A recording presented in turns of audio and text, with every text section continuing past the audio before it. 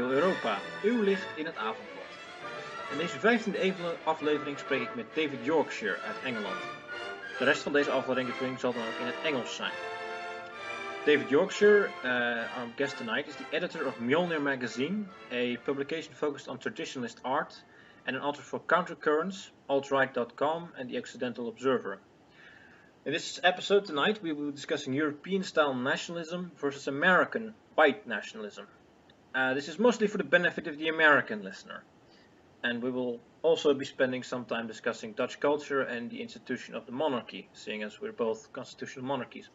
So, Mr. Yorkshire, welcome. Thank you very much for having me. Why don't you introduce yourself to our audience and tell us a little bit about Mjölnir Magazine? Yeah, well, I'm David Yorkshire. I've introduced myself on a few various different podcasts before. Basically, I'm a teacher now, I suppose. I've given up on academia, but I used to be an academic at one time. And it occurred to me that our culture was slowly being eroded. And so I decided to do my part in fighting back against that erosion, against that deconstruction that our racial enemies and their helpers do so love. Because, you would think that they would concentrate on improving their own culture rather than dragging ours down, but that doesn't seem to be the case. So I created Mjölnir Magazine in order to showcase the kind of people that are vitalist, if you like, and rightist, and wish to see our culture reach new vistas, but have been marginalized by the ruling clique, and by the ruling clique, of course, they fund the arts, and they fund the arts that are deconstructive to go along with their politics. So I felt that it was up to us to reverse that, to support our own artists, and that's why I developed the magazine, really. I think it's a very good initiative. We had some feedback from our members recently, and one of the complaints or feedback they had was that we don't have enough focus on culture in our group as well. En jullie weten wie jullie zijn, hè? Jullie die luisteren. So I think it's probably something we will want to promote here in the Netherlands as well. Maybe take trips to musea and so on. What sort of angle do you take with Mjölnir Magazine? Do you focus on specific traditions of painting or sculpture or anything like that? No, I try to keep it as a fairly broad church. I tend to have a different theme for each different issue. The first issue was very general. It was kind of bringing anything together, really, just as the first issue. But after that, I focused on a different topic for each issue, especially as I'm getting quite a lot of interest from artists who want to appear in it, and from writers. And so that's something that if should the magazine continue, because I don't know yet if it will, but should it continue, then it will always be that format, so a different theme for each issue. Now the style is really quite open. I don't restrict it to classical art or anything like that. I enjoy certain modernist artists, not postmodernist. People often confuse the two. Postmodernist is the deconstructive art that we have now that came from certain strands of modernism. But not all modernism is entartete Kunst, if you like. It's not all degenerate art. Certainly, I have time for a lot of futurists like Giacomo Balla, and Marinetti and people like that. But and obviously the vorticists in England, and these were obviously on our side. I don't take the National Socialist view of trying to shoehorn all art into a certain direction, into a certain style or anything, because they think that that can be quite stifling. And it was for me, one of the great mistakes that the National Socialists made. You should kind of use a guiding hand rather than hitting them with a big stick or banning them or stuff like that. You should push them in certain directions. I very much agree with that, but then I don't like anything to do with the state. Personally, I do draw the line as well at futurism. I think after that, it's kind of become pointless. The biggest art in the Netherlands, the most famous artist after the war in the 60s, he took a floor and he covered it in peanut butter, and that's this really famous Dutch art piece that's emulated by a lot of artists now. And I think at that point, it's not art anymore. You're just doing something. Well, exactly. And what they're doing is really just spitting on the masters. They're saying, look, this is art now, and it's everything that the masters were not. It's to really to ridicule that kind of art. That we are now in the place that people like Jan van Eyck were all those many centuries ago, and that we can do this now because we're artists. Well, they're really arbitrarily, they're not real artists. They're just put there arbitrarily by the people in power. Whereas beforehand, if you take a Jan Eyck or any of the Dutch or Flemish masters, they will hold up in any era. In other words, you can take those paintings, you can exhibit them in any era throughout time, and they will be classed as things of excellence. Whereas the stuff we're getting now can only exist in this particular era because it is so corrupt, and is a sign of its corruption. It's very striking, of course, that any normal person who didn't learn for this kind of thing immediately says, I don't like it, I don't think this is art. It's something that goes against the nature of what people perceive as art. That's right. That's right. And it's done so exactly because it's against what people perceive as art. This is the whole point of it. It is to change perceptions, because that is what the ruling clique are wanting to do in all fields and in everything. They are wanting to completely turn reality on its head. Right. So this is an example I've heard from people who do like modernist art before. They say, well, it's kind of like beer. The first time you try beer, you don't like it, and you have to learn to appreciate it. And once you like the taste, then you understand it. How do you think about that? It depends on the modernism in question. Again, what we were talking about with the difference between good modernist art and bad modernist art. The first modernist is James W. Turner, who was an excellent painter, and probably arguably the best painter of seascapes, although my personal favorite is George Chambers. But anyway, I may be a little biased because he was a Yorkshireman. Probably. but anyway, the point is it technically good? Now, Dali, for example, who's a surrealist, is technically good. Even, for example, early Picassos are technically good. Absolutely. It's the later stuff, the stuff when he became deliberately, how can I put it, petulant, I suppose.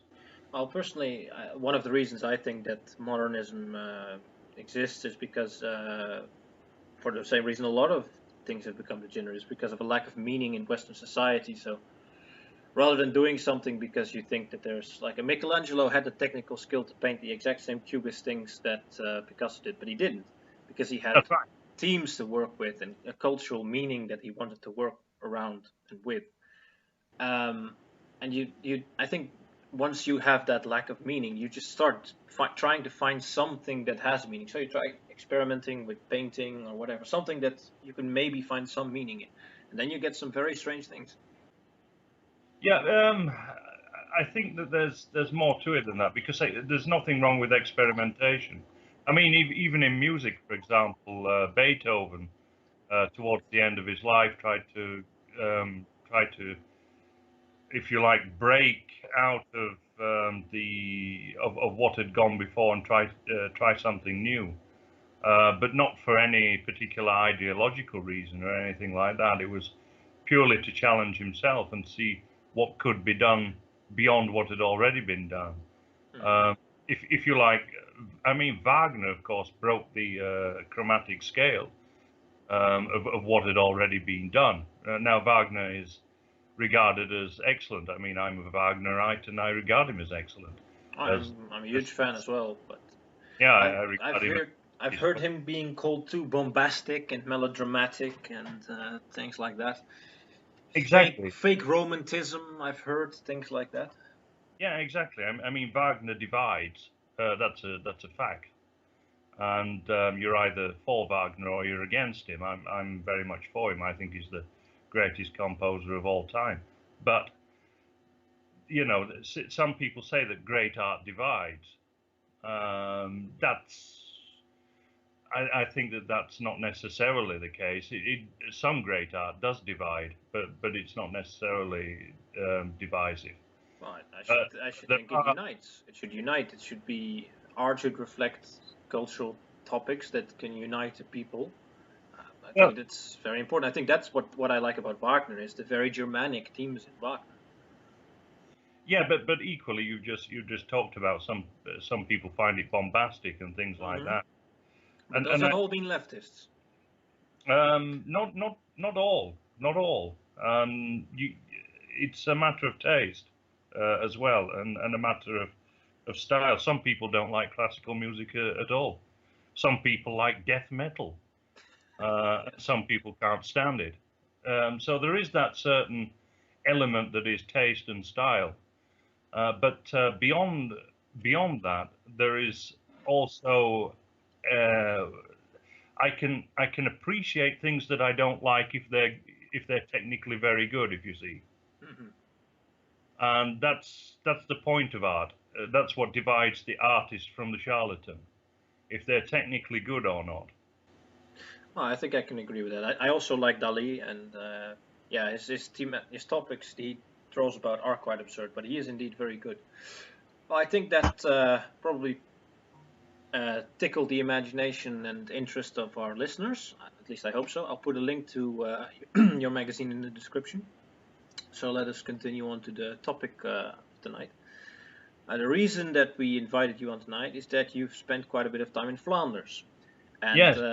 Us being a Dutch group, we spend a lot of our time trying to annex everything that's Flemish. It's rightful Dutch clay, damn it. So how does Flanders compare to your native UK? Well, it depends on where in the UK, of course, because UK is quite different.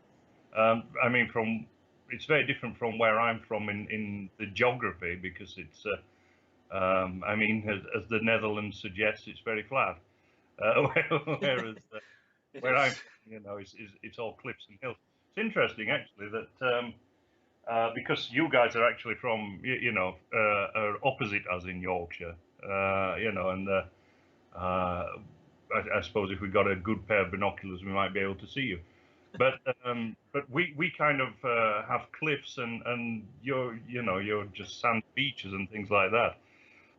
But interestingly, what's happening is the coastal erosion on the Yorkshire coast is actually stealing our cliffs and washing them up onto your shores. So you know you're getting longer and longer beaches. Well, mostly we just dig them up and throw them out because we have to keep the channels navigable. So it's not, thanks for nothing. We don't want your cliffs. We don't want you to have them either. There was, I remember back in, what was it, the early to mid 90s, there was in Scarborough, a hotel was washed away into the sea. You can see that on YouTube, actually. And it had been there for 100 years or more. And people are now trying to suggest actually that this is all down to climate change. But it's been going on for hundreds of years actually, because yes, coastal erosion is very natural. Yeah, that's right. I mean, there were whole villages that used to exist that now, it's just sea there. So I've got a book called The Enchanting North, which actually mentions some of this. The book's over 100 years old. So it's good to look back at all these old books because you can see when you're being lied to. Yes, yes. Well, of course, we used to have issues with the waters and everything, but then we just, put dikes everywhere, and now we don't have floods anymore. So you can, of course, take human action to prevent that sort of thing. Yeah, that's right. You've got a big harbour out there somewhere. Is it Rotterdam, the huge harbour that's Yeah, actually? Rotterdam. It's the biggest in Europe, in fact. Ah. Oh, is it? I thought it was Yes, yes. Sheb. No, I no, thought it's the biggest. We're the third biggest in the world and the biggest in Europe. Mainly petrochemical. I think about 40% of all of Europe's crude oil comes in Rotterdam and is also transformed there. All right. Okay. Yeah, but I mean that there are actually huge swathes of land that are under sea level, of course, aren't there? Yeah, there are. We in fact just recently we built 40 square Seawall. kilometers into the North Sea. Just reclaimed a whole. Well, what's it? It's like 800 football fields or something. Oh, So we just keep growing, We're the only country that can just make itself bigger. yeah. That's right. Yeah, you built a huge seawall or something like that, didn't you, to prevent? There are several ones. There's the Delta Works, which is in the Rhine Delta, and it keeps the sea level under control. There's a really massive gate at Rotterdam, which is it's gigantic. It's like 200 meters across, and it can open up and close. And then there's the Afsluitdijk, which is where how we closed off the former Southern Sea. So you've got the North Sea, and then we had the Southern Sea, which is now the IJsselmeer, which is a lake, and we closed that off. And that was all done in 1910 by hand. And then we built a new province in there. There's actually an entirely artificially constructed province in the IJsselmeer called Flevoland. Mm-hmm. Yeah. The other thing I've noticed, I mean, again, the UK, there are different sort of peoples and different attitudes in there. People always think of the English as people from London, basically, whereas I'm from up in the north, and we're quite different. The Flemish, I suppose, I would describe as quite phlegmatic. They don't give away their expressions much on their face, I'll be honest. That's interesting because we consider the Flemish to be extremely exuberant by Dutch standards. Right. So I can only imagine what you must think about us. That would be interesting. Yes, I have to spend a bit more time a bit further up, yeah, well, once you get them going, and have a laugh with them, they're okay. But that kind of initial thing, they don't smile or anything, and you think, is this guy okay with me or something like that? But that's the Dutch. I've heard it a lot about the Dutch as well. Whenever I meet Americans here, they're always just talking to strangers in the street, and everyone's looking at them and going, "Why? Why are you talking to people? I mean, if you don't have a reason to talk to someone, you don't talk to them. That sort of thing is how we think." Yeah, I mean the pub culture is pretty good. That's a good thing because pubs are closing down en masse in Britain, of course. Heineken recently bought like 1,200 pubs there. Yeah. Yeah, we're taking over the entire British pub industry. Well, they will find that they're on a loser there because people just aren't going in them anymore. Oh, wow. I thought you still had a pretty big pub culture, though. It is considerably less than it was when I was a young man, because if you went out on a Friday or Saturday, even in a small town, the pubs were full. Even on an afternoon in the week, people used to go to the pub after work, but that has that has all gone now. You know, you'll see kind of 5 men and a dog or something in a pub, and you think, how is this keeping open? Mm. There are still one or two good pubs. There's still some that have different events on during the week and stuff like that. We often, I mean, I come from the north, so we often have bands or singers or stuff like that in there, live entertainment. Of course, this is why, one of the reasons I think why we dominated so much in the sphere of the music industry.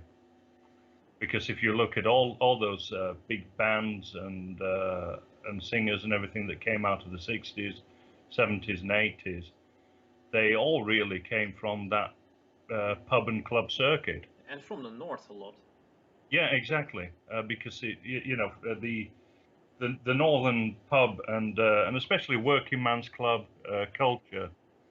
If you see, a working man's club was like a huge pub that you were a member of, and it was also a social club at the same time. And it had snooker tables and dartboards and uh, places where people played cards and everything. So it had a games room on one side. Then you'd have a snug, what was called a snug, where people used to quietly drink beer and stuff.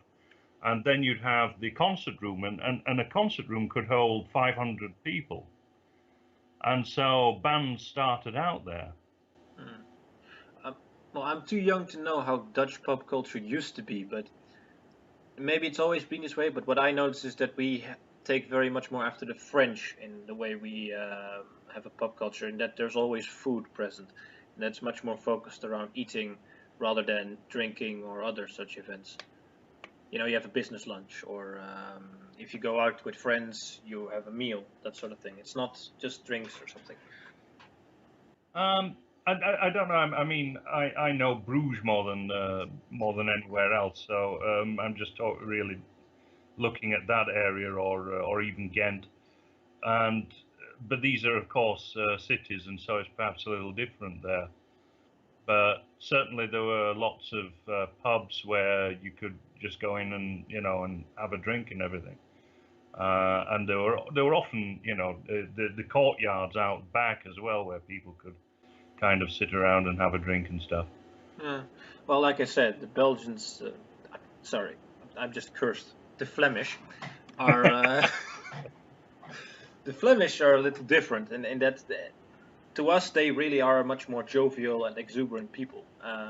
So yeah, the pop culture probably is different. I don't go down there very often. I only go there occasionally to Brussels for business.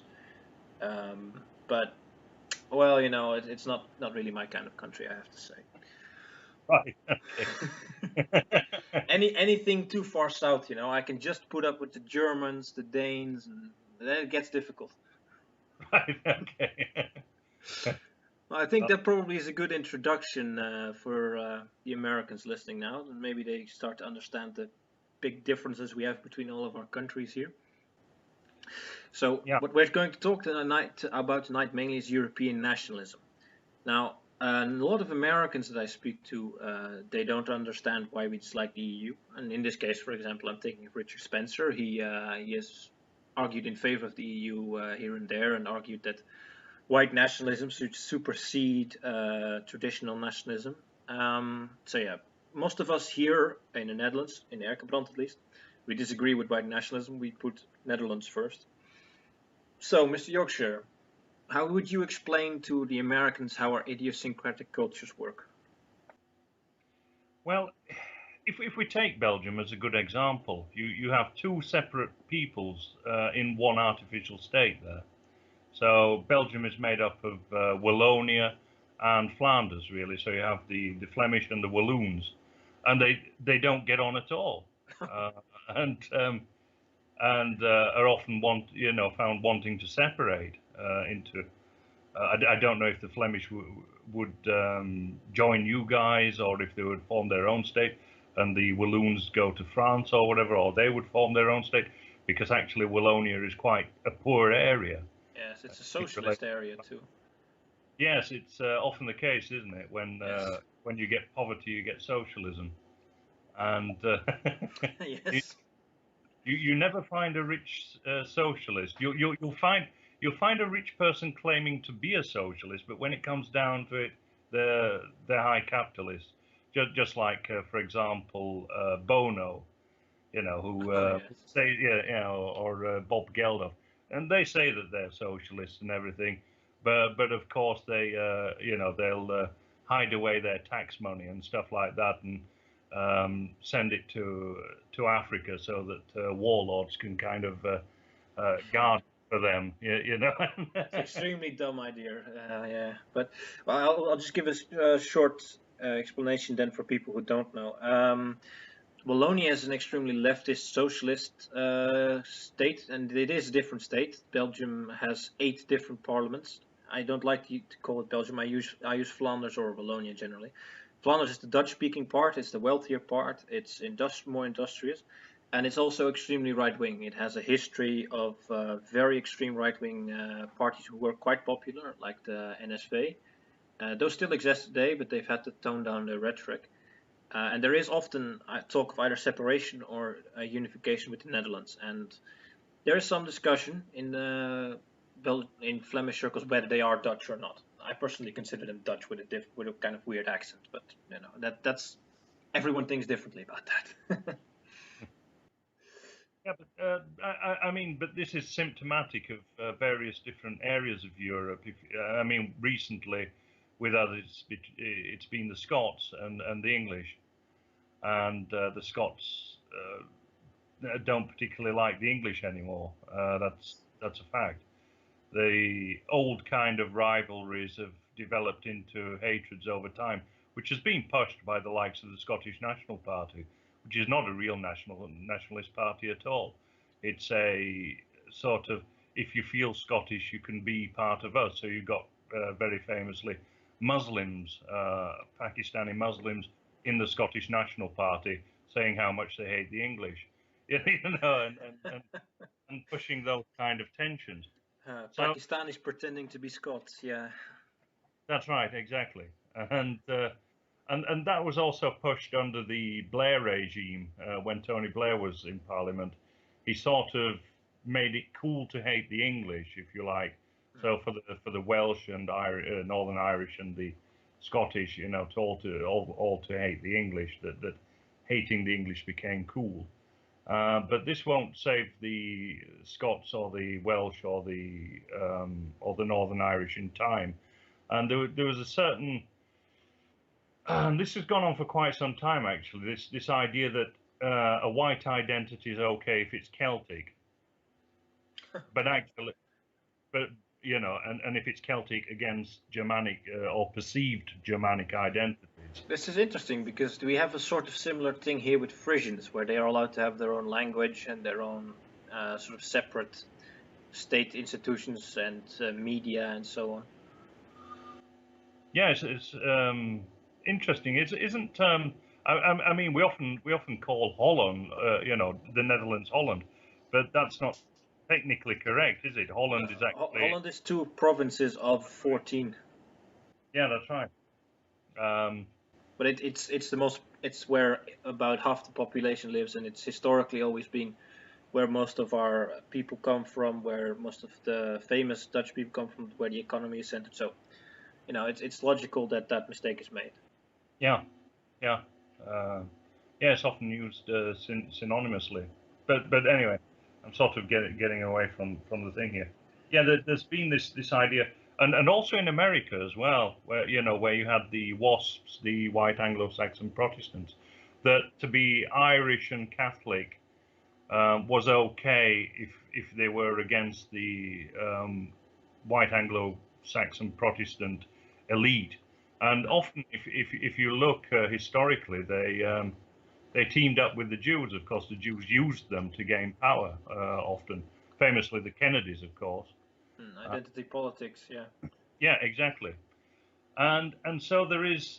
It's very difficult actually, because on one side I can actually see the white nationalist argument, that a sort of a unity of white people should come before, if you like, petty nationalism. because often these tensions can be exacerbated and turned into hatreds. Well, but equally, you cannot ignore the separate identities and cultures of all the different peoples. yes, Even we have a lot of conflict, of course, historically, and a lot of, well, these days it's mostly banter, but we have a lot of resentment towards each other here and there. I mean, Belgians sometimes really dislike us, and older generations of Dutch really hate the Germans. That sort of thing goes pretty deep. yeah, exactly. And the white nationalists don't often appreciate those things. And equally, they don't appreciate individual cultures, even within nations. Within countries, I should say, not within nations. So, for example, France is probably one of the most artificial constructs there is. It's more an empire than it is a country, because you've got, well, for a start, you've got non-white French and real non-white French. Because they have Outremer, of course, which is places like Guadeloupe and Réunion. We technically have those as well. Yeah, exactly. So you have black Netherlands, Yeah, black Dutch Dutch. people, if you like. Yeah, sort of. Yeah, exactly. And this makes it incredibly complicated from a political point of view. And it makes things untenable, really. You have to let those people, fend for themselves and let those colonies go. They're not. We've been trying. A few of them declared independence, and a few of them we forcibly gave independence. But, for example, in 1975 we gave Suriname, which is Dutch Guyana for some people. We gave it independence, and then half the population moved to the Netherlands. Literally half the population moved to the Netherlands. So Exactly, that is the problem. You can't allow that to happen. exactly, so it's risky. Yeah, it's very difficult, and as I said, with the Outremer parts of France, they aren't considered colonies at all. They are parts of France, and this allows people of color into Europe. Although this is sort of a minor point these days, because of course we've got them coming in for all manner of different reasons now. So by literal boatload. Yeah, perhaps it's quite redundant. But ideally, of course, you would have different countries for different peoples. Even, for example, for the Basques and the Catalans in France and Spain, because they don't have they have their own language, they have their own culture and everything, but they don't have their own plot of land, if you like. They're split between two countries, actually. Maybe we should take a step back and then explain why it's important for different ethnic groups to have their own countries, because perhaps that's one of the things that Americans don't understand. Would you like to comment on that? Well, the thing is that if people don't have their own country, if different peoples don't have their own countries, then this leads to tension. It always has done. Even if you look outside of the non-white world, if you look at the Kurds, for example, the tensions that have developed into out and out terrorism and warfare there, with the Turks and the Iraqis and the Kurds, and that's been going on for a century, maybe more. I don't really know that much about the history of that particular part, but certainly in the past there was terrorist groups for example the Catalans and I think the Basques as well, and because they wanted their plot of land, they wanted to govern themselves, which is only natural that they would want to do that. It's how the Netherlands was founded. It was founded with a revolution against the Spanish. That's right. Now, interestingly about that revolution against the Spanish, that was also used by the Jews, so that we ended up losing Cyprus to the Turks, because the part of that revolution was engineered by a Jew called Joseph of Nasi, who basically organized a revolt against the Spanish in the Netherlands, so that the Spanish would send a Spanish fleet up to the Netherlands, and therefore leave Cyprus unprotected. And then Joseph of Nasi invited the Ottoman Empire to attack Cyprus. It, of course, didn't have a protecting fleet. He also got the Jews to burn down the houses on Cyprus, so that the army there couldn't actually protect the island itself. And so it was basically a walk-in for the Turkish fleet, and that's how we lost Cyprus. And a lot of Cypriots were, of course, sold into slavery. So this is the problem. If you have sort of empires of various peoples,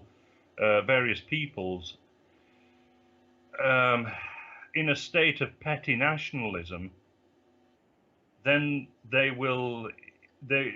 can be used against each other. And of course, if we get into the petty nationalism, for example, the problem with Alsace and Lorraine, for example, between the French and the Germans, which caused all kinds. Alsace-Lorraine is a case unto itself, because the names are German. They speak a sort of mix of German and French. The culture is more German than French, but Well, the they people are. consider themselves French. It really is a border. You can really tell that it is the border between two cultures. That's right, and there've been various wars over that particular plot. I mean, they are essentially Germans, the people who live there. Yes, well, by blood, but culturally it's a mix.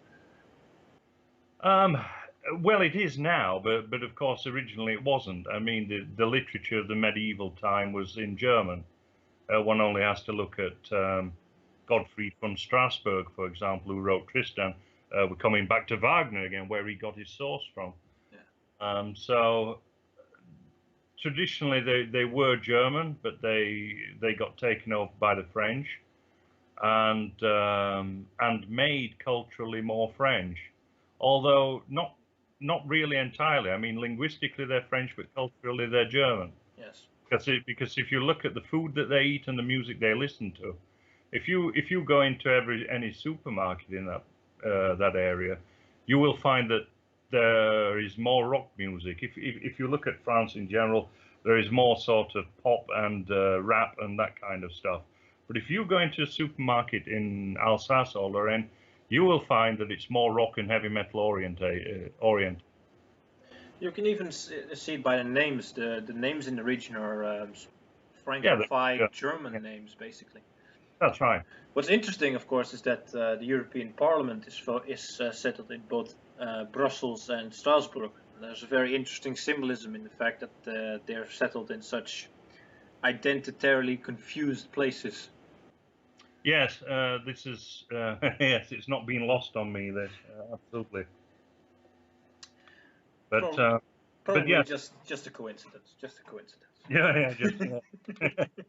I'm not one to believe in coincidences, or the fact that that awful structure for the EU in Strasbourg is based on Bruegel's Tower of Babel. Tower of Babel, absolutely, yes, that's right. There's a lot of similarity. It has to be said, yes. Of course, we can get into very deep things like synchronicity and that sort of philosophy, but maybe for another time, because tonight we're discussing something else. So yeah, so different peoples need different nation states. That's a fact. But I think for the very simple reason that if you don't have your own autonomy, I mean, you as a person wouldn't want to be dictated to by someone else what to do. Now, of course, you have some pragmatic reasons why you need a state and so on, but in general, you want to be able to determine your own purpose, and it's not much different with the people. A people has common interests that they want represented, and the thing with an empire is that only the dominant group will be represented, and so you will be oppressed inevitably, and no one wants that, and that's why we don't like the EU, for example, because the EU is not a representative democracy or anything like that. It's not a confederacy. It's not like I heard some Americans say this. They say, "Oh, isn't the EU like how we had the Constitution, how we had all the individual states just working together?" No, no, it's never been that, and it's never been intended to be that way. It's always been intended to become a federation. Yeah, yeah, absolutely right. And the idea is that everyone is interchangeable.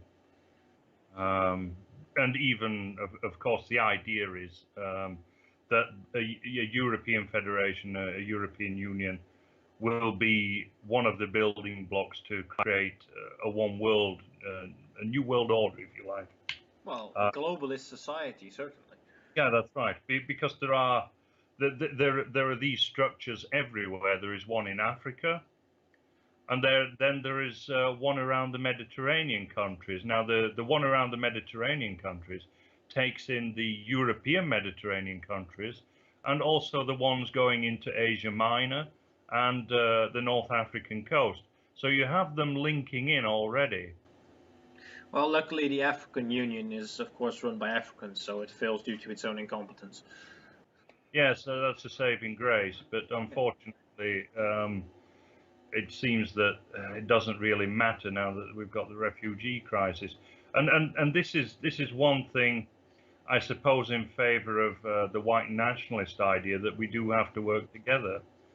Yeah, but the issue, I understand that point, right? I understand that we do have to work together if we want to avert this crisis. I mean, this is an existential crisis for the West at this point.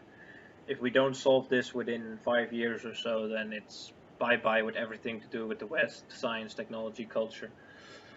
But the white nationalist idea is too much of an erasure of the individual cultures for my likes. It takes everyone and it says you're white. No, you're not Hungarian or Dutch or British. You're white, and that's what you are. And you take a sort of, and this is with American cultures as well. It's sort of an extract of the most important traits of European cultures, but it's not very deep. It's a very materialist take on that culture. It's a very pragmatic take on that culture, and it just, I don't know, it doesn't have that depth. I agree with that, but equally, one has to realize that culture also changes over time in any case, and there has always been an interlinking of European cultures in any case. But that is not to say that we should have huge kind of movements of people throughout Europe. I don't believe in that. Most people are happy where they are anyway. Actually, people have been kind of pushed because of the lure of an economic carrot, if you like, especially from the east to the west of Europe. Yes. Most people would stay where they are and be perfectly happy. It was only really the sort of the cultured clique who and aristocratic clique who moved around Europe and then sort of brought ideas to use to further culture into the next generation.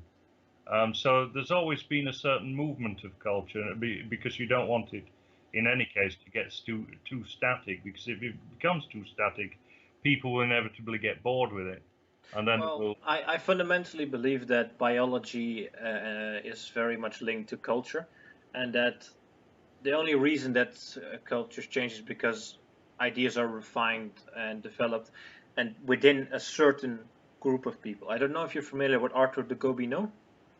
with what, say? Arthur de Gobineau, a French writer. Oh yes, Arthur de Gobineau, yeah, Le Comte de Gobineau, yes. Yes, he was the inspiration for Wagner, for example. And Yeah, he has written a lot about how certain, the Aryan groups created society and then it's degenerated and so on. And I think the way he describes this semi-mystical and of course very pseudoscientific, but there's a core of truth in that, I think, and that There is, yes.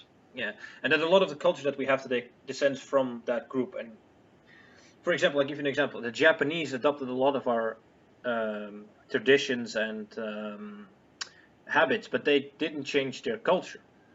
They only changed it insofar as they could use the technology and knowledge that we brought to them. But they still held rigidly to their culture. And I don't think that's an unwillingness on their part. I think it's just that's how they are. That's their national character. That's how their race determines how they are.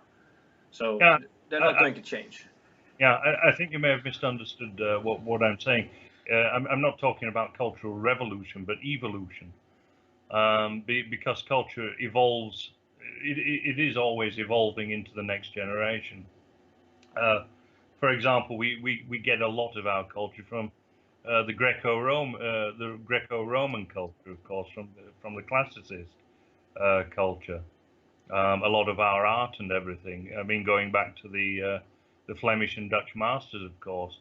There Even on morality, I'd say that yes, absolutely. what we have now is a combination of Christianity, Neoplatonic values, some parts of Judaism, and whatever is left in oral tradition of Germanic values, for example, fairy tales.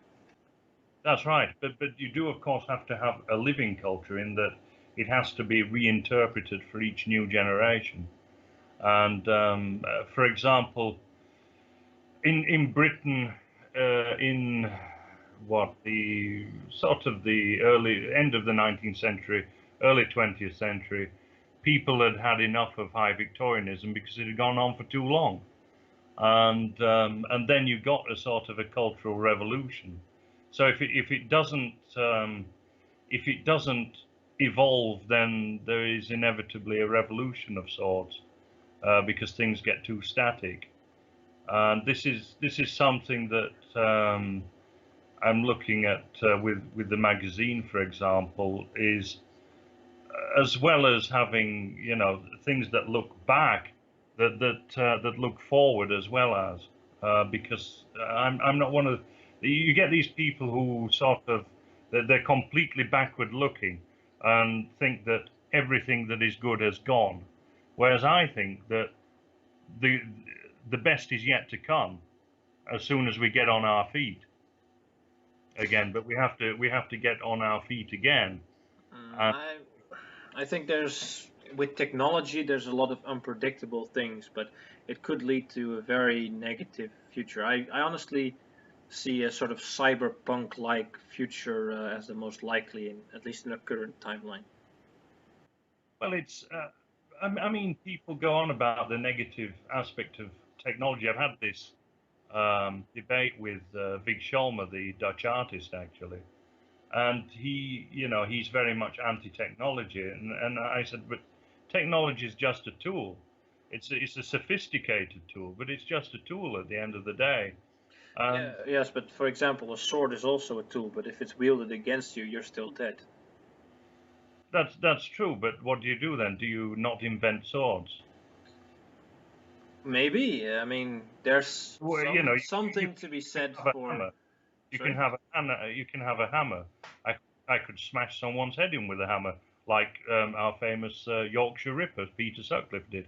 I could do that, or I could use it to build a house. So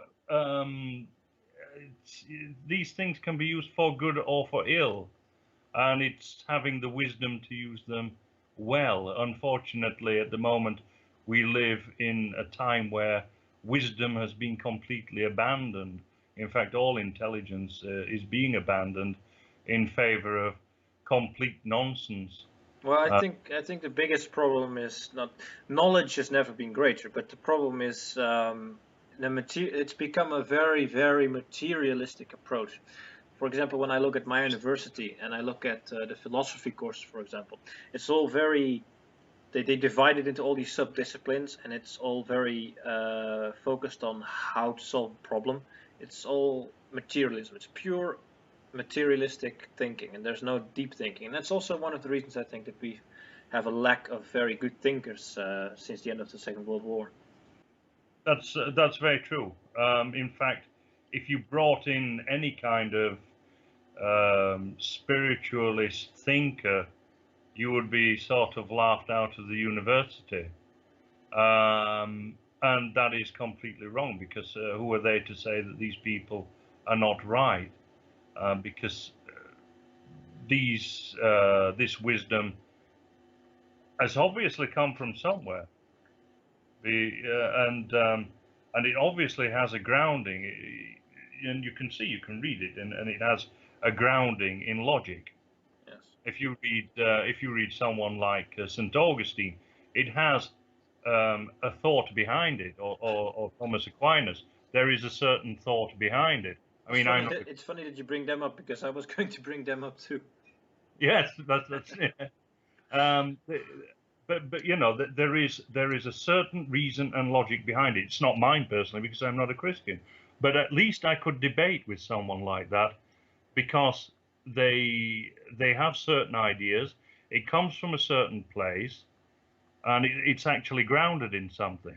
I think Whereas actually looking at the philosophies that we have now, so for example, the stuff that's come from the Frankfurt School or the School of Deconstruction, things like that, it's actually not grounded in anything at all if you look at it. It's just kicking against established ideas. That's right, and it's not even grounded in materialism. If you actually read, I did a talk and talked about Ayn Rand, which was a talk I gave at the Yorkshire Forum called Sociology from the Right. And Rand, she strips away all religious ideas, because of course she's an atheist. But she also strips away, if you look at what she says about race, that race is based on ancestor worship, and that is basically the ideas of farmyard animals, of beasts, and that man should be separated from beasts. But what do you base that on? Because if you do that, if you're taking away the aspect of nature, then you're left with nothing, because you don't have a spiritual idea of it, and you don't have a scientific or materialistic idea of it either. Yeah, it's true.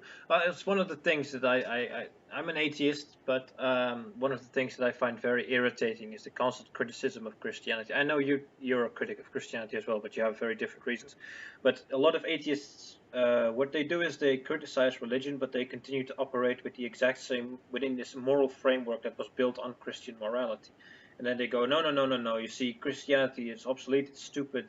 The metaphysical ideas of Christianity are without merit. But then they continue to employ all the exact moral values that were ingrained into our society by Christianity, without understanding the hypocrisy of it at all. That's absolutely correct. And in fact, a philosopher like Slavoj Žižek, for example, said that Christianity should be used against itself to create more equality. So in other words, he's using the morality of Christianity against the structures that are Christian itself, and cultural Christianity, if you like. But what is he basing that on then? Yes, exactly, on Christian morality. Yes. Because he's using Christian morality against Christianity, but yet what is his morality exactly? What does he base his morality on? Exactly. It's Jordan B. Peterson has made this point before, is that we've grown so far away from our roots that we don't see our roots anymore.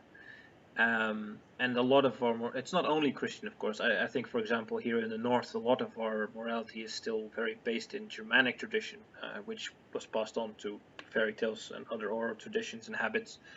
Yeah, ultimately it's pagan, which I mean, I'm a pagan, and this is my belief comes from nature, both as a scientific fact and as a divinity, as part of that scientific fact. Well, I have to be a little careful when I talk about religion. I've been defending Christianity a lot, but there's also a lot of pagans and atheists in our group, so I can't go too much before I get a backlash and all going, "Oh, you dirty Christian!" I'm like, no, I'm just arguing. But I'm thinking we're getting kind of off track. These are very interesting ideas, and they're really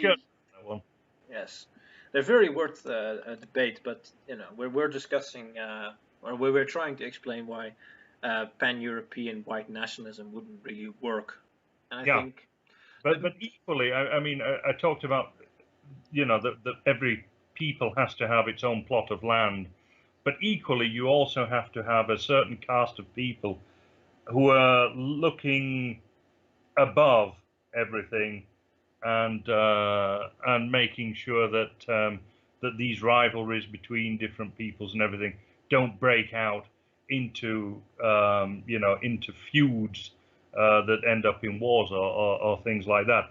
And that is what I would say is a function in aristocracy, which brings us nicely on to the next subject. Yes, it does. Monarchies. Yeah, so we're both constitutional monarchies. You take, in Great Britain, you take your monarchy a little more seriously, I think, than we do here. And you've had it a lot longer because we were started as a republic once. So let me ask you: would you call yourself a monarchist? I would call myself a monarchist in principle, but because I'm a monarchist in principle, and because I defend the system, the current monarchs and aristocrats have got to go and be replaced to a large extent. And why? Because they don't live up to the ideal. Why would a monarchic or aristocratic system be more desirable, according to you?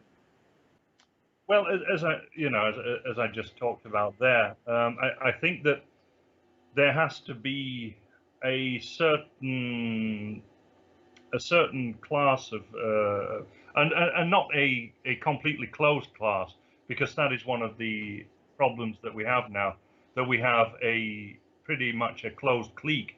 I'm talking about an organic monarchy, an organic aristocracy that that is part of the various different peoples.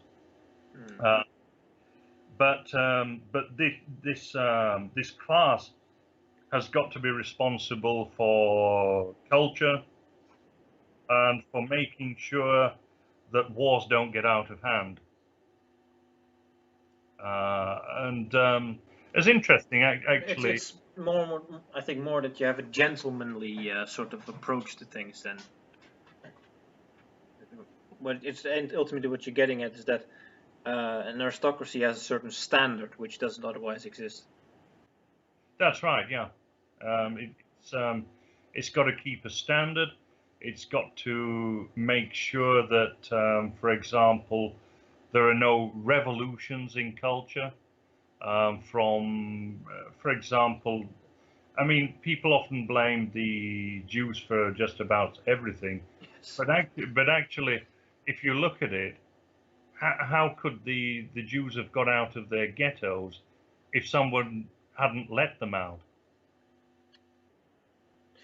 So you have certain people in society that will betray their own people for power and for wealth, and these people have to be kept an eye on, and they have to, whenever necessary, simply gotten rid of. And that is the job of an aristocracy. The Dutch context, we used to have an aristocracy, but it was never very big or very strong. The dominant factor in the Netherlands has always been the burghers, the cities, the big merchants and trading groups. The guilds also held a lot of influence for a long time. And I don't think you could form any sort of aristocracy here. Our cultural character is very much too individualistic. If you tell a Dutchman what to do and you don't work for him or something, he'll just go, what? No. Why? No. Fuck off. I'm not going to do what you tell me just because you do it. I know better than you. I know better. So it's what makes us good entrepreneurs, though. We have a very individualistic culture, but we also always know better than the next person. So we'll just go and do it ourselves, And that's why you can't have an aristocracy here. And it never really had an aristocracy here. Well, of course, I don't know enough about the Netherlands to make an assertion on that at all. So, I'd have to take your word for it. But equally, I think that, you know, if you have an organic aristocracy, in other words, if there is mobility, then people would have far more respect for that aristocracy in any case, So, because the word, the word aristocracy comes from the idea of a rule of the best. so would an oligarchy wouldn't do it for you? You think? No, because it's too materialistic. Yes, I see what you mean. Well, I lived in Portugal for quite a few years, and very different to the Netherlands, which has that individualistic culture. The Portugal still has a very hierarchical culture, and I think it has its merits, both cultures. But in Portuguese context, what you have is like if you're a farmer, you always respect a lawyer or someone who's your better station in life, and it's basically a cultural assumption there that the person who is above you in station probably got there because he's better than you at something. So it still has a certain meritocratic idea behind it, even though on the surface of it looks very subservient. Yeah, yeah, that's. I mean, everyone has to serve something anyway, because a society wouldn't function otherwise. So everyone has to do their part, and everyone has to take orders from someone else, because otherwise the society simply would fall apart. It can't function. There always has to be leaders in every society. This is the complete nonsense of communism, that they say that everyone can be equal and that they can, that we don't need leaders and everything. And yet you have the most tyrannical leaders there are in communism, because to make people equal, you have to have a leadership that stamps on everyone and to make them equal. Yeah. But then of course you don't have equality anyway, because you have the ruling clique. So, and instead of having a pyramid, which is natural and organic, where you have each building block sort of supporting the next one, and so on, in a hierarchical structure that gets less as the higher you go. You have a sort of a fried egg shape, where you have everyone flat at the bottom and then the yolk in the middle that sort of bubbles on top, and has to stamp down to make to make sure that no one gets any ideas of being more equal than anyone else. It's very absurd. But then, of course, I've heard communists argue that, well, if only we'd put a computer in charge of equality, then it would be fine. Then you'd have no inequality.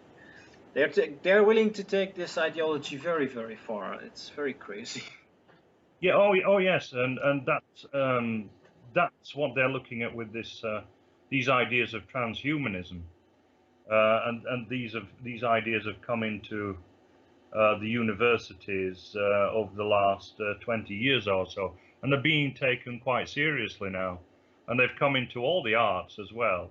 And so science fiction is being looked at more and more as serious literature, and modern science fiction, contemporary, I should say. I think some science fiction has always been taken quite seriously. For Yeah, example, Philip K. Dick and so on.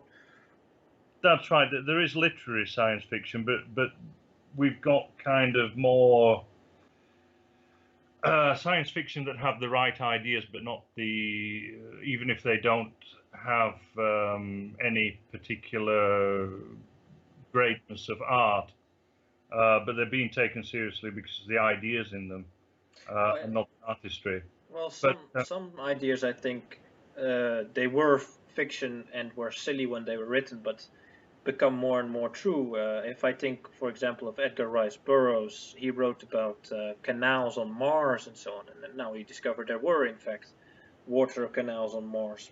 Natural. He thought they were formed by aliens, of course, but these sort of things sometimes they're proven right. Then you have stuff like cyberpunk, which was dystopic future idea from the 1980s, which predicted that the world would be run by mega corporations and that states would take more and more of a backseat. that's right. There's a famous essay called is there a cyberpunk movement? I remember. Yeah, well, Um, but it's looking like it's going to become true because what I see is the states losing more and more power because corporations manage to lobby every politician so that people aren't represented anymore, and mega corporations become the ruling class.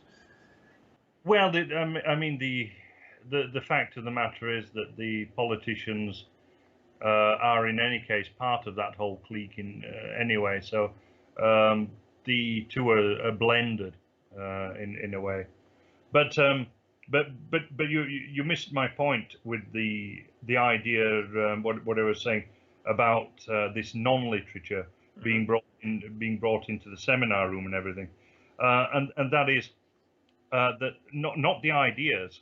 The ideas are largely irrelevant as such as to whether they become true or whether they are true, but rather the artistry. The artistry is no longer considered as for whether something is deemed literature or not.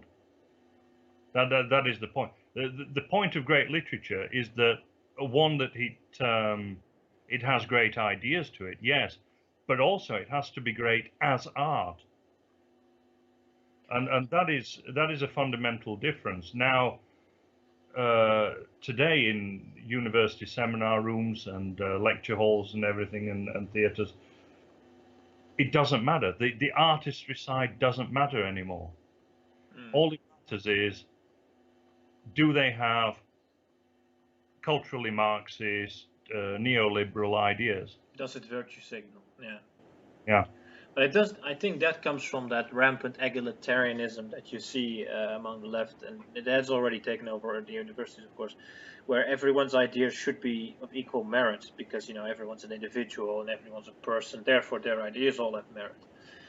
And well, I think that's the explanation for why it's just anything goes, really. Yeah, that's right. I was forced to read Ben Okri, I remember.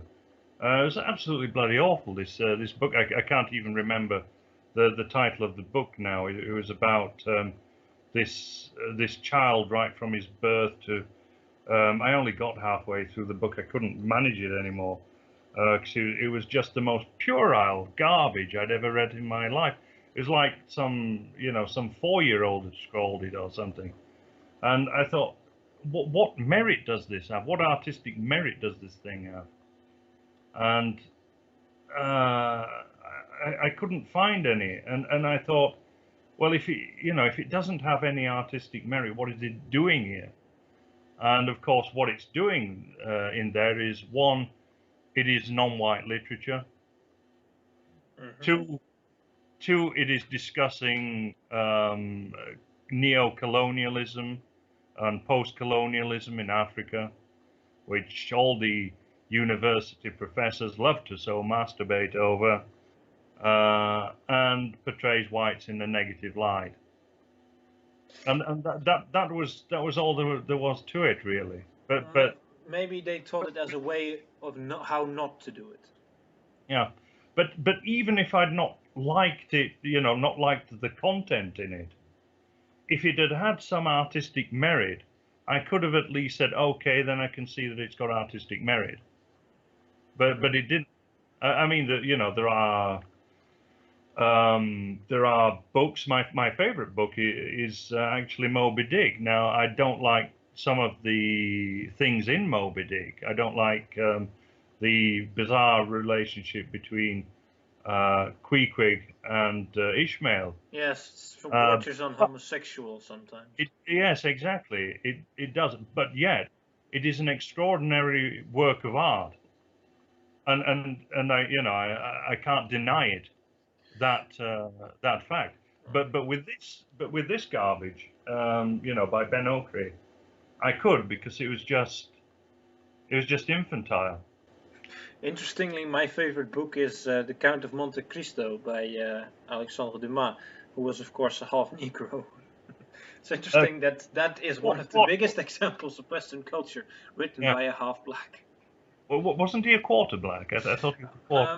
Might be a quarter, might be half. I know that his father served under Napoleon, and he's actually, interestingly, right. he was the highest ranking black general officer to this day in a European army. Yeah, yeah. I didn't know he was the highest ranking one, but I certainly knew that he was a high-ranking officer. But I thought he was the half caste, and his son, the writer, was quarter. Or that Mm, maybe. I'm not sure now. I think there was the father of Alexandre Dumas came from Haiti, and I'm not sure if he was a slave or perhaps a son of a slave owner. I'm not sure. I thought that Alexander Dumas Senior, he was basically a half caste, and he was the son of a white plantation owner or something, and a slave girl. That could very Thought- well I be. Yeah, could very thought, well be. but I could be wrong there. Have to look that up after this. Otherwise, it'll bug me. I'll never sleep tonight. I'll never sleep. Well, but it's interesting that even a quarter black person can sometimes contribute something good in a mostly homogeneous society. Well, yes. I mean, I have. I don't say that people from other cultures cannot, cannot write or cannot create art or anything like that. They have their own expectations, their own ideas of what is art and things like that. And this is often the problem, of course, with integrating these people, because they have absolutely different expectations. Yep. And so then you get a muddle. Then we're going back to the Tower of Babel, of course, and the European Union project, and why the building that houses the European Union in Strasbourg is based on that. And that is that if you bring in all these different cultures, these different people from different cultures that have vastly different ideas of what culture is and what their expectations are and what is good art and what is not, then you will have absolute chaos. Still, African art is, though it's very primitive, it's at least still more genuine than postmodern art. Well, yes, I mean postmodern art is of course there because it's not genuine and because it's deconstructive. Yes. So yeah, I would agree with you there. Well, let's get back to monarchy. Do you think the British monarchy will survive the death of the current queen? I hope not, because unless, of course, we have a complete different change of monarchical family. Well, that's happened before. We could invade you again. We'll put our king on your throne. It'll be fun. Well, I suspect that yours is just as bad. What is it, Wilhelm, isn't it? Yes, Willem Alexander. But, That's well, right. he mostly doesn't say much. So. He used to be an officer in the Navy, and he talks about windmills whenever he goes to the UN. So, pretty Right.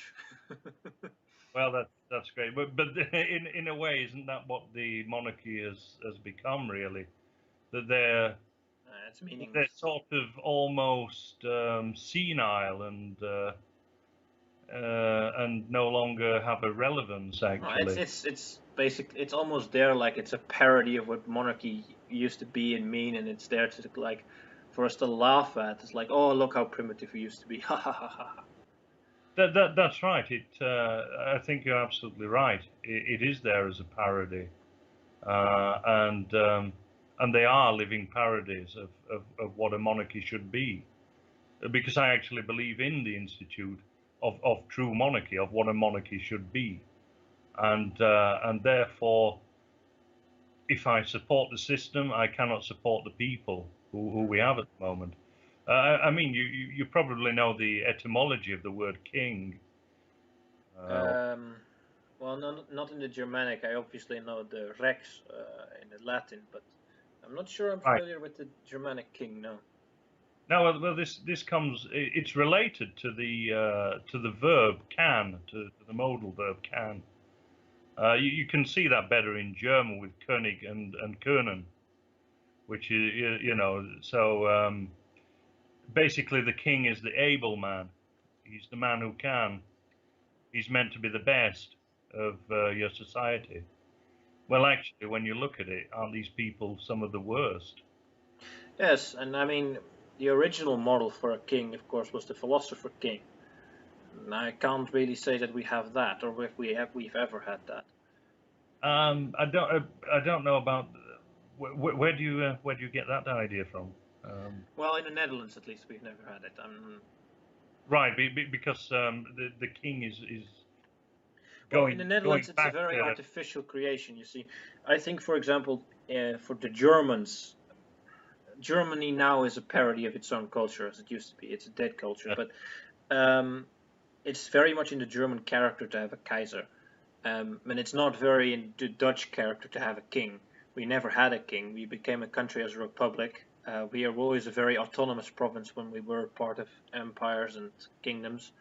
So a king is not really our thing.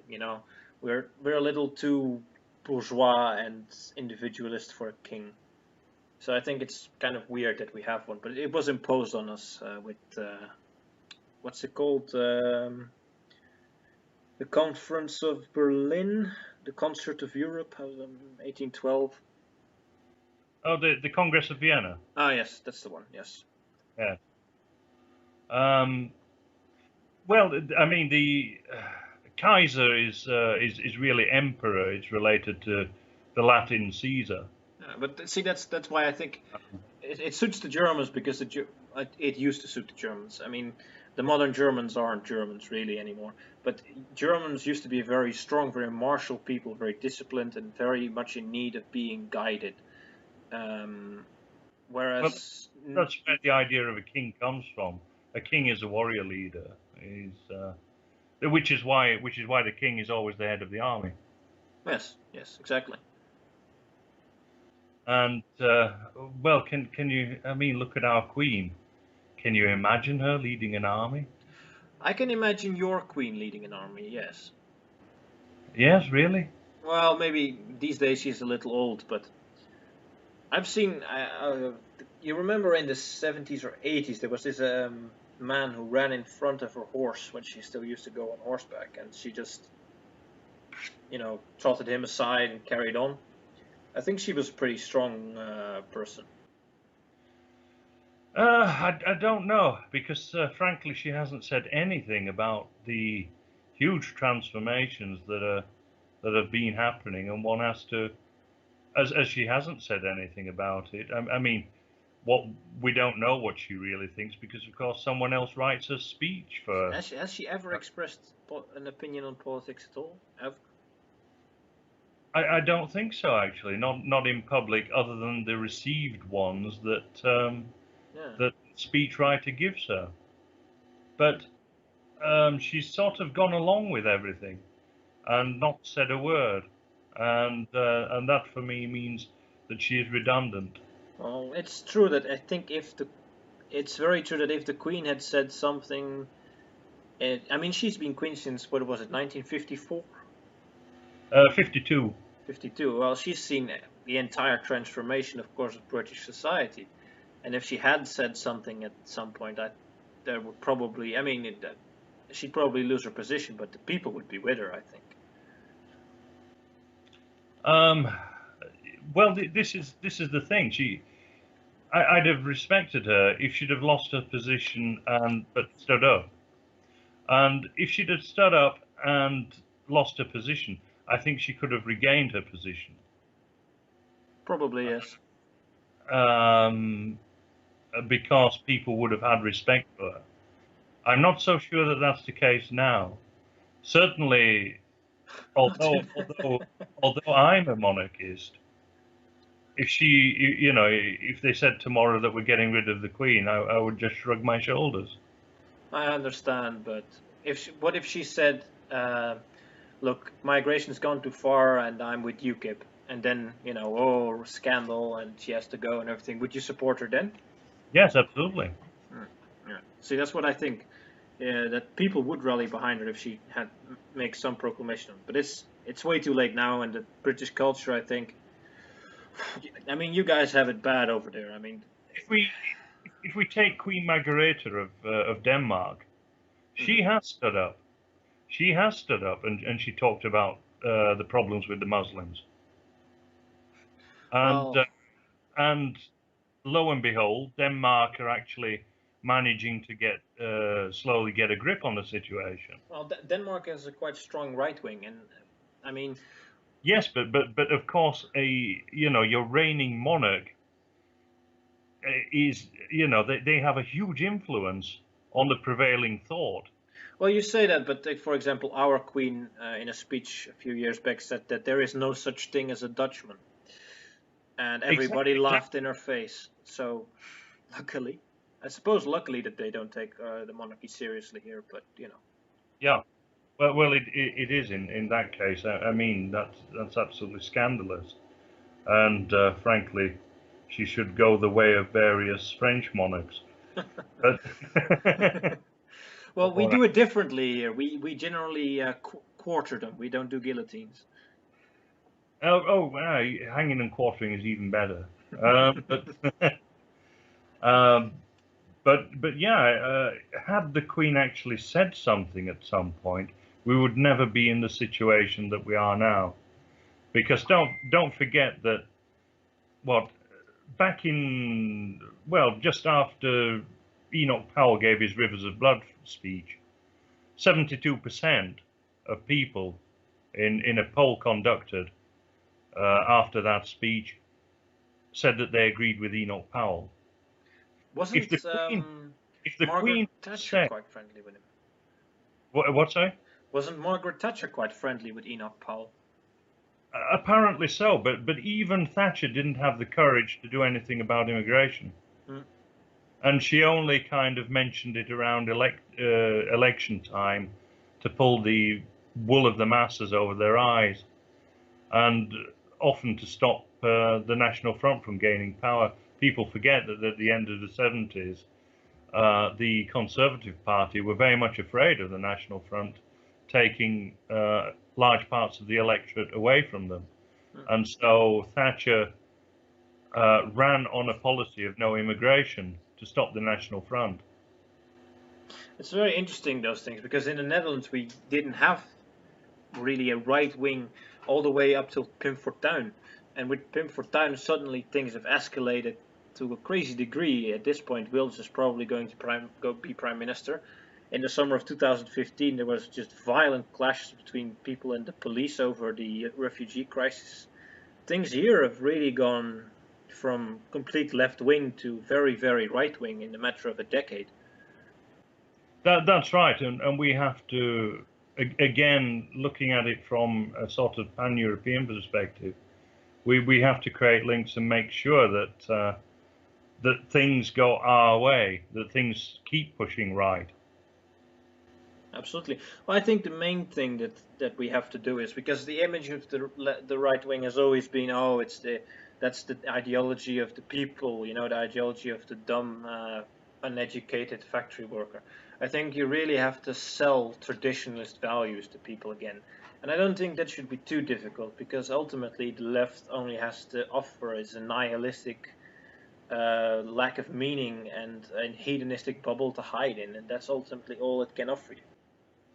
Well, that's right. It's very interesting that the left has become a cretinous mob, which was always its destiny, actually. Because if you want militant equality, you will have to dumb things down to such a level that people are basically vegetables or whatever. Well, yes. Egalitarianism is the enemy of anything of quality, because everything is equal. Yep, exactly. As we say in Britain, on the right, the opposite of equality is quality. That's a good one. Yes. And so this is something that we have to preach. This is why, for example, I'm not much of a fan of National Socialism. I don't think for me, it's too egalitarian. It looks too communistic for me. I'm not a huge fan of National Socialism, but I think fascism has some very interesting ideas that they're unfortunately they've been buried with the rest of fascism, and you can never revisit them in the public eye. But I think there are some very interesting ideas in fascism that you could try and regain. I think because, for example, I think fascism is really just an attempt to create a new meaning from a unity of state and people, rather than a church. Yeah, I would agree with you. I mean, there are good ideas in fascism. That is absolutely true. There are good ideas in National Socialism as well. But it's not something that I would want to re-emulate and take wholesale into the 21st century. I think that why do that when you can create something better, when you have the opportunity to create something better? And it Uh, has too much baggage. It has so much baggage too. Yeah, that's another thing. Joe Ordinary in the street is never going to accept that because he has certain ideas about it. Whether they're true or not, these ideas is an irrelevance. He has these ideas about it, and that's it. So you can't say, you can't go up to him and say, look, the solution to all this that's happening now is fascism. He just won't accept it. Well, on the other hand, you have this counterculture on TRS and Daily Stormer and Poll that is basically just being edgy, being fascist. It's this kind of like in the 60s, you pissed off your parents by smoking weed and having unprotected sex and not getting a job. You went against all the norms of society, but now the subculture is you become a fascist, you marry, you become Christian, you have kids. That's true. There is that about it. That's fine while you're being sort of an edgelord and everything. It's very different once you start taking that kind of thing seriously, and that is the difference. It's all right while you're joking around and everything, and while you're shoving it in the leftists' faces and having a bit of a lark.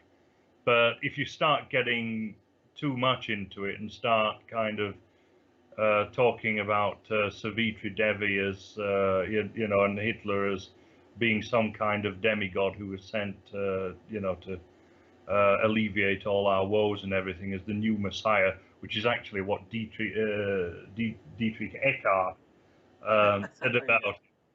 So if you get into that, and Savitri Devi talked about him being an avatar of, was it Vishnu, if I remember rightly?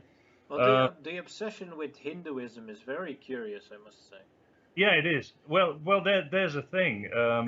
In Hinduism, it may have been created by the ancient Aryans, but it wasn't created for the ancient Aryans. It was created by them so that they, to give a subservient slave people structure. That's what it was created for. So the idea that you would actually sort of accept that and be a follower rather than a leader within this structure is preposterous. But anyway, I'm digressing. Yeah, I think we've gone broadly off topic, but I think we've. I think it's probably quite interesting listening. At least I hope so to people. I think we've covered everything we were going to talk about tonight. So I think we can call it a night here. So thank you very much, David Yorkshire, for coming on. You're welcome. It's been a pleasure. Ja. En jongens, ja, sorry dat we allemaal zoveel doen in het Engels nu, maar ja, je weet het hè, er zijn niet zoveel lui die Nederlands spreken. Fijne avond.